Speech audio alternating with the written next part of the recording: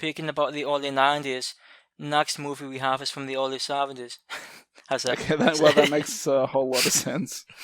So this movie is a Dr. Phibes movie. What's it called? What's the full title? It is indeed the Abominable.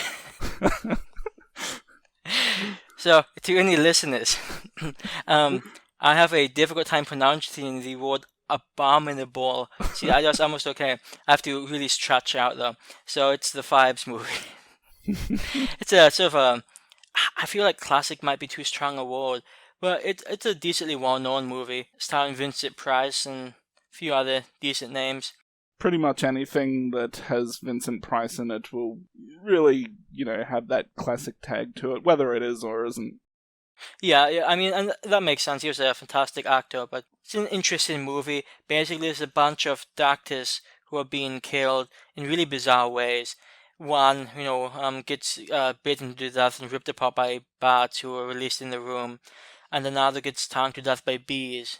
And this police trying to investigate this, and they connect the cases, and they find out that all of these doctors were related to a case in which a young woman died, and they suspect that his or her husband is the one committing these acts against these doctors. So they try to race against the clock to save the last few doctors, and interesting things happen. It's a very unique movie. It doesn't feel like most other movies I've seen from that time, to be honest. I really like the creativity in the kills. There's a lot of really interesting ones. Like some really bizarre ones. The whole frog mask thing. The locust is always fun. It's like a snowblower in a cow. I mean, some really interesting and pretty memorable death scenes. Nothing particularly gory, but I mean, that's not really what the movie is going out for. So I don't know, it's a pretty interesting movie, but before I jump too much more into it, what's your thoughts on this one? You're probably surprised that I agreed to talk about this movie. It's not typically the type of movie I would watch.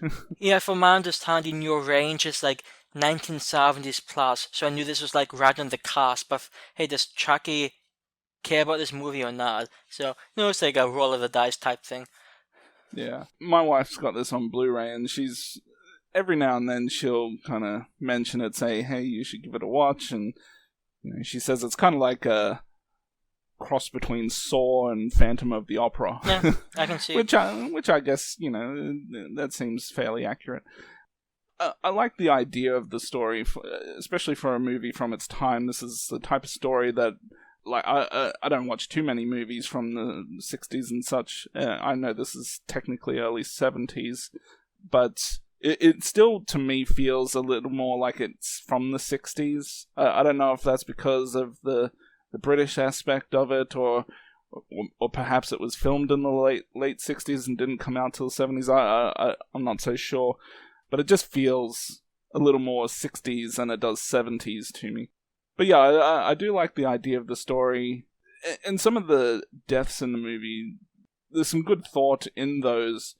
I just don't necessarily think, like you said, they're not particularly gory, or I wouldn't even go too far to say all that violent. Well, there was a brass unicorn impaling someone. Yeah. I mean, they're violent in one way, but still not. I mean, for me, I don't see too much violence on the screen in this particular movie, even though technically you could say, okay, well, all deaths are violent in one way or another, but I did think the exsanguination was pretty, it was sort of a low key, but that was sort of a brutal scene, because the guy was alive for quite a bit of that, just getting his blood slowly drained away, so I thought that was pretty cool. Yeah, it's definitely interesting. The one guy who was earlier on in the film, one of the doctors that he was just drawing heaps and heaps of blood out of him. I was somewhat amused that guy barely even resisted. Like he sees Dr. Phibes come in, and is like, who's this? And then, he doesn't even say, stop, what are you doing? No, he just like, who's this? And then is taking his blood. The actor, I think it's Terry Thomas. The actor cracks me up in pretty much anything he's in. So he was pretty fun character here. I think he was sort of expecting the gold time, and he just didn't quite get what he was looking for. He Yeah. just too late. It's too late until he realized that, though. Yeah. And there is a little bit of a comedy aspect to the movie as well, which I think as a whole didn't really do a whole lot for me, but there are a couple of moments in the movie which are worth giggling at. I think the one that stood out to me was I can't remember the detective's name, the main one, but he shortly after that scene that I was just talking about, he's talking to a lady and he's kind of guessing, is she the housekeeper or and she just kind of gives him this like look like, you idiot, and then leaves. But it's a little more subtle than what you might expect from nowadays, but the humor in this movie, in my opinion, is generally decently amusing. Like that one, I forget what his position is. He might be one of the chief detectives or something. But just the whole thing. Hey, a unicorn was catapulted across London and impaired the surgeon. Words fail me, gentlemen. Which just sort of cracked me up. And the whole ludicrousness of a brass-plated unicorn being catapulted. It's funny. And it's like. And the whole thing with Phibes, playing that organ, and moving up and down, and I don't know, his character was I don't know if he's necessarily a mambo character, but it's quite interesting. And I think towards the end of the movie, the kind of elaborate type ending for that guy. Well, I try not to spoil too much of it, but where he has to save his son. I mean, for a movie from its time, that seemed like a really intriguing type way to have a finale in a movie. Yeah, and that's like pretty much like straight out of like a modern day Saw movie. Yeah. So I mean, it's been years since I've last seen this. I've seen this movie like I think I mentioned before the show. I've seen it like 3 or 4 times, but it's been at least like 5-6 years since I've actually last seen it, and I forgot entirely about that scene. So watching it, nowadays, like, oh hey, that's like, potentially where Saw got some ideas from. Yeah.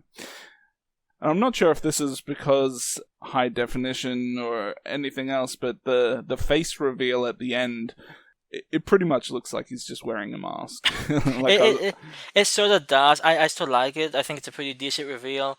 It's not like it's a surprise to anybody, but I thought it was pretty decent.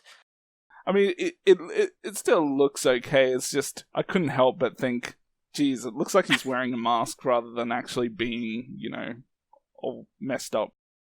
I did sort of like that flash mask he wore though, just, the ears and nose they just peels off. It sort of reminded me of The Invisible Man, actually, if you've seen that classic. I think, once again, this is one of those movies where if the previous 50 years didn't exist, I think this would be a fantastic movie. But because it's still kind of just before that time where movies, I think horror movies really shifted and really changed with the music and the violence and the effects and everything. I think it's, like I said, it still feels like a 60s movie to me, and it just doesn't quite get there overall. In terms of being entertaining from start to finish. I think there's a lot of moments in the movie where I'm kind of like, I want to see a little more. I want to see something more impactful than what I'm seeing on the screen. So, this is a movie that I've never loved. I've seen it, like I said, multiple times before, but it never really hit all the right spots. I think it's interesting. I think it's a pretty memorable movie. I enjoy the humor, but it doesn't do that much for me. Part of it might be because Vincent Price's character doesn't really talk that much. His character can't really talk, but he can communicate via his vocal cords vibrating into a phonograph type thing. But it doesn't feel, I enjoy Vincent Price, but in this movie it's not really a fantastic portrayal, character portrayal. So I don't know, it's interesting, but I much prefer movies like, House on Haunted Hill or Theater of Blood. Those are, in my opinion, much better Vincent Price movies.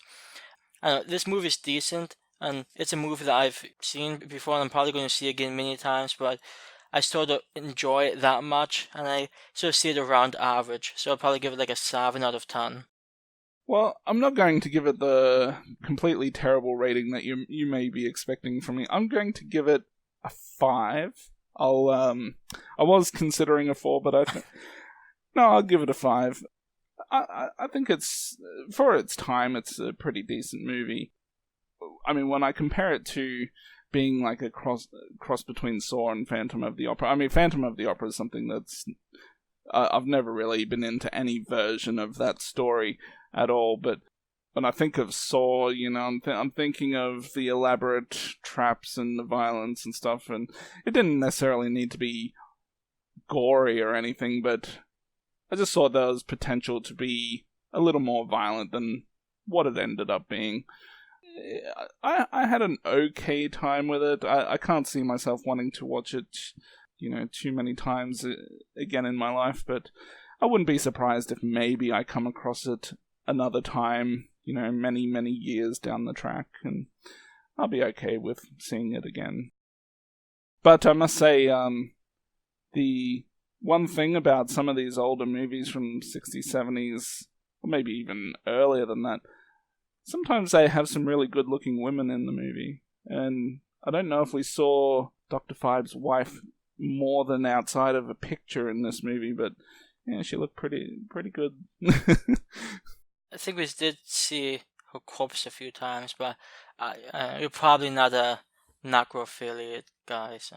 Nah, the corpse didn't really do anything in terms of increasing my blood flow to a certain area.